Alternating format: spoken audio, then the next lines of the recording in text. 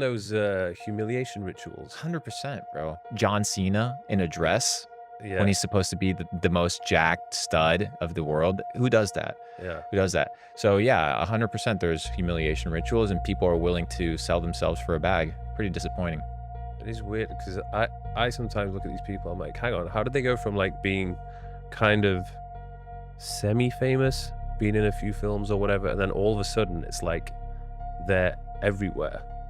Like they're hosting these big shows. They're in all the biggest films Did you without watch the did really. you watch the Kevin Hart interview where there was he was interviewing this girl, forget the name, you can run the clip on it.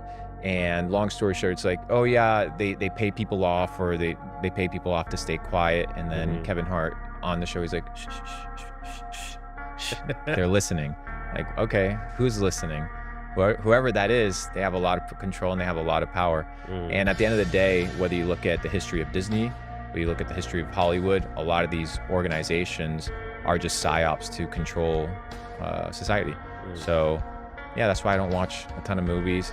Take things with a grain of salt. Don't watch the news. If you look at the news outlets, most of them are controlled by a couple families, a couple Mhm. billionaires, and most people are just spending all time watching somebody who's reading off of a teleprompter, right, and assuming that that puppet is telling you the truth when it's just merely one narrative. Mm. It's a crazy world we live in. So